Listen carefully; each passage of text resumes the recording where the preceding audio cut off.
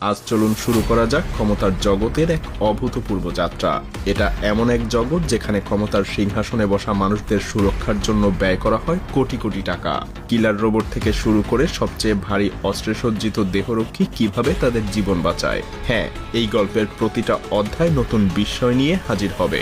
তবে আপনাকে বিস্মিত করার আগে চলুন আপনাকে প্রথমে চমকে দেয়া যাক। উরুগুয়ের এই নেতার সুরক্ষা ব্যবস্থা আপনাকে চমকে দিবে। তার ডাকনাম হোসে মুজিকা।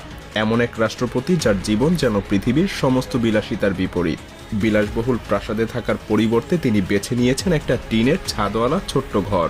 যাতায়াতের জন্য ব্যবহার করেন 1987 সালের পুরনো এক ভক্সওয়াগন বিটল কার। নিরাপত্তা সেটাও প্রায় অদৃশ্য। না আছে সশস্ত্র বাহিনী, না কোনো জাঁকজমকপূর্ণ বহর। রাষ্ট্রপতির মতো নয়, যেন গ্রামের এক সাধারণ মানুষ।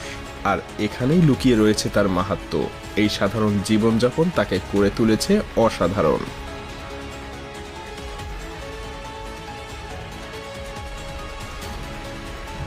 এবার চলুন শুরু করা যাক আপনাকে বিস্মিত করার অধ্যায়। এমন একজন রাষ্ট্রনায়ক যার সুরক্ষায় সবসময় লেগে থাকে একটা সুবিশাল সামরিক বাহিনী, অথচ সুরক্ষার এই বলয়ও কখনো কখনো ভেঙে পড়ে। ফ্রান্সের রাষ্ট্রপতি ইমানুয়েল ম্যাক্রোয়ের জীবন যেন সেই উদাহরণ। ম্যাক্রোর সুরক্ষায় আছে আধুনিক মোটরকেড, সশস্ত্র দেহরক্ষী, এমনকি নিরাপত্তা বাহিনীর বাইসাইকেলও তাকে ঘিরে থাকে। কিন্তু তবুও তার জীবনের প্রতিটা দিন নতুন নতুন চ্যালেঞ্জ এসে হাজির হয়। জনতার মাঝে দাঁড়ালে তিনি যেন পরিণত হন এক চলমান লক্ষ্যবস্তুতে। ডিম ছোড়া, টমেটো নিক্ষেপ, এমনকি একবার জনসমক্ষে চড়ও খেতে হয়েছে তাকে। কিন্তু এমন নেতাও আছেন যারা নিজেরাই তাদের নিরাপত্তার সংজ্ঞা বদলে দেন।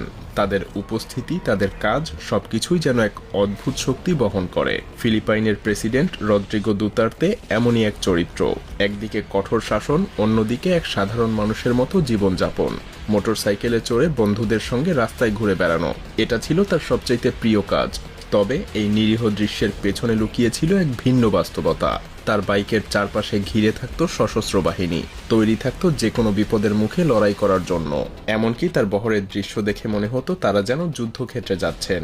এই চমকপ্রদ ব্যক্তিত্ব নিজের শাসনের শক্তি প্রমাণ করতে শুধু কথাই সীমাবদ্ধ থাকেননি, তিনি ধ্বংস করে দিয়েছিলেন কোটি কোটি ডলারের বিলাসবহুল গাড়ি, যা অপরাধীদের প্রতি তার কঠোর বার্তা ছিল। দুতার্তের অদ্ভুত জীবনযাপনের পরে এবার আমরা কথা বলবো এমন এক রাষ্ট্রনায়ক সম্পর্কে যার সুরক্ষা কৌশল আরও ব্যতিক্রমী। ফিলিপাইনের মতো কঠোর ব্যবস্থা না, বরং সম্পূর্ণ অন্যরকম এক পদ্ধতিতে তিনি নিজের শক্তি এবং নিরাপত্তা প্রদর্শন করেছেন।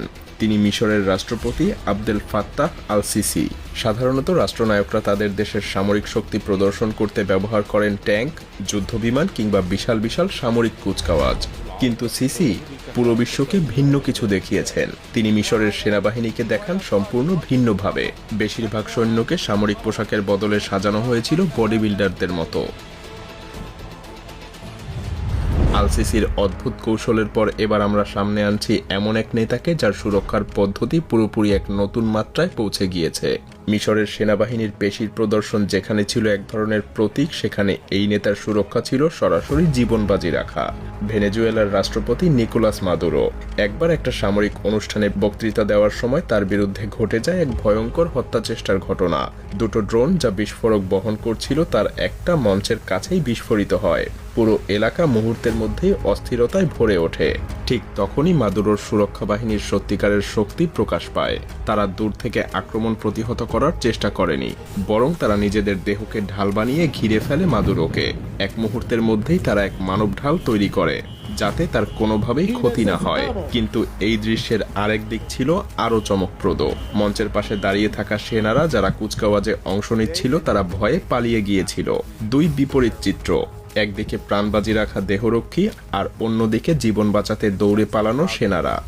মাদুরোর মানব ঢালের গল্প থেকে এবার আসা যাক এমন এক নেতার কাছে যার সুরক্ষা কেবল শারীরিক শক্তির উপরেই নির্ভরশীল না, বরং এটা জুড়ে আছে ঐতিহ্য, ধর্মীয় মর্যাদা এবং আস্থার মিশেলে। তিনি ভ্যাটিকান সিটির প্রধান পোপ ফ্রান্সিস। আর এই পোপের সুরক্ষার প্রথম স্তম্ভই হল সুইস গার্ড। এই সেনাবাহিনীর ঐতিহ্যবাহী পোশাকের পেছনে লুকিয়ে আছে কঠোর প্রশিক্ষণপ্রাপ্ত যোদ্ধাদের দল, যারা যে কোনো ঝুঁকি মোকাবেলায় সবসময় প্রস্তুত। তাদের সঙ্গে কাজ করে ভ্যাটিকানের অভ্যন্তরীণ বাহিনী, যারা জনতার ভিড় সামলানো থেকে শুরু করে অত্যাধুনিক প্রযুক্তি ব্যবহার করে পোপের প্রতিটা পদক্ষেপ নিরাপদে রাখে। তার সুরক্ষার অন্যতম আকর্ষণ হলো পোপের মোবাইল কার। বুলেট প্রুফ কাঁচে মোড়ানো এই গাড়ি তাকে সাধারণ মানুষের কাছে নিয়ে যেতে সাহায্য করে, অথচ তাকে যে কোনো আঘাত থেকে এটা রক্ষা করতে সক্ষম। এবার আসা যাক দক্ষিণ এশিয়ায়। ভারতের মতো বিশাল জনগোষ্ঠীর নেতৃত্ব দেওয়া মানেই বিপদের আশঙ্কায় সবসময় ঘিরে থাকা, আর সে কারণেই মোদির সুরক্ষা ব্যবস্থা তৈরি করা হয়েছে একেবারে অপ্রতিরোধ্যভাবে। তার গাড়ির পাশে থাকে সশস্ত্র দেহরক্ষী, আর উপর দিয়ে নজরদারি করে হেলিকপ্টার। শুধু তাই না, তার নিরাপত্তায় মোতায়েন থাকে স্পেশাল প্রোটেকশন গ্রুপ, যা অত্যন্ত দক্ষ এবং বিশেষভাবে প্রশিক্ষিত বাহিনী। তবে সবচেয়ে চমকপ্রদ হলো তাদের হাতে থাকা একটা বিশেষ ব্রিফকেস। বাইরে থেকে দেখতে সাধারণ মনে হলেও বিপদের মুহূর্তে এটা খুলে তৈরি হয় একটা বুলেট প্রুফ ঢাল। নরেন্দ্র মোদীর উচ্চ প্রযুক্তি আর পরিকল্পনার সুরক্ষার গল্পের পর এবার আসা যাক এমন এক রাজতন্ত্রের কাছে যাদের সুরক্ষা ইতিহাসের গৌরব আর আধুনিকতার মেলবন্ধন। বলছিলাম ব্রিটিশ রাজ পরিবারের কথা। ইংল্যান্ডের রাজতন্ত্র মানেই এক ঐতিহ্যবাহী শক্তির প্রতীক, কিন্তু এই ঐতিহ্যের সুরক্ষায় যা কিছু করা হয় তা এক কথায় অবিশ্বাস্য। বাকিংহাম প্যালেস, যেটাকে বাইরে থেকে দেখে একটা চমৎকার প্রাসাদ মনে হয়, সেটা আসলে একটা সুপরিকল্পিত দুর্গ। পুরো এলাকা জুড়ে রয়েছে সুরক্ষিত গেট, সশস্ত্র দেহরক্ষী এবং নজরদারি ব্যবস্থায় অত্যাধুনিক প্রযুক্তির প্রয়োগ।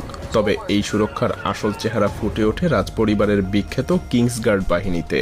দেখলে মনে হবে তারা শুধু ঐতিহ্যবাহী পোশাকে দাঁড়িয়ে আছে ছবি তোলার জন্য, কিন্তু বাস্তবতা ভিন্ন। এই গার্ডরা শুধু রাজতন্ত্র রক্ষার দায়িত্বেই না, তারা ব্রিটিশ সেনাবাহিনীর প্রশিক্ষিত সদস্য, যারা যে কোনো পরিস্থিতিতে ব্যবস্থা নিতে সক্ষম। তবে সুরক্ষার এই ধারণা শুধু মাটিতেই সীমাবদ্ধ না। এমন এক নেতা রয়েছেন যার নিরাপত্তা শুধু মাটির সৈন্য বা গাড়ি বহরেই না, আকাশ থেকেও নজরদারি চলে।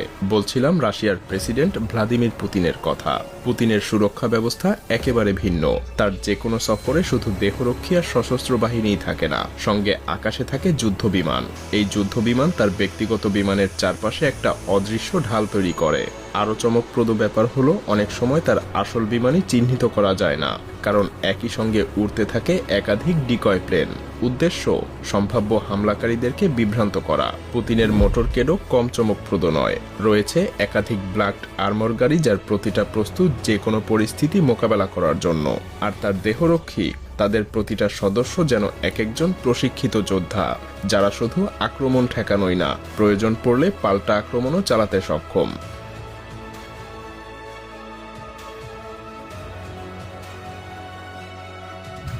পৃথিবীর সুরক্ষিত নেতাদের তালিকায় নাম উঠতে গেলে শুধু প্রযুক্তি না, প্রয়োজন হয় উপস্থিতির বিশালত্ব। আর এই বিশালত্বের চূড়ান্ত উদাহরণ হচ্ছেন ডোনাল্ড ট্রাম্প। যেখানে সাধারণ রাষ্ট্রনায়করা ৮০ জন নিরাপত্তারক্ষী নিয়েই সন্তুষ্ট থাকেন, সেখানে ট্রাম্পের নিরাপত্তার জন্য বরাদ্দ থাকে ৩ শতাধিক দক্ষ এজেন্ট। তার সুরক্ষায় ব্যবহৃত হয় এক সম্পূর্ণ ব্যাটালিয়নের মতো ব্যবস্থা।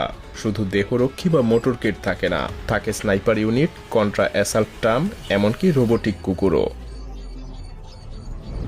মজার ব্যাপার হলো, যেখানে ট্রাম্পের নিরাপত্তা ব্যবস্থা একটা আধুনিক দুর্গের মতো, সেখানে শি জিনপিং এর সুরক্ষা যেন পুরো একটা সাম্রাজ্যের প্রতিচ্ছবি। চীনের ৭০তম প্রতিষ্ঠাবার্ষিকীর সামরিক কুচকাওয়াজে প্রদর্শিত হয়েছিল সেই সুরক্ষার বহর। ট্যাঙ্ক, যুদ্ধবিমান আর ক্ষেপণাস্ত্র দিয়ে সাজানো এক মহাকাব্যিক দৃশ্য। শি জিনপিং এর সুরক্ষায় নিয়োজিত বাহিনী শুধু প্রশিক্ষিতই না, তাদের প্রতিটা পদক্ষেপ পরিকল্পিত এবং নিখুঁত। এমনকি তার সফর সঙ্গী, অনুবাদক থেকে শুরু করে দেহরক্ষী প্রত্যেকেই কঠোর নজরদারিতে থাকেন।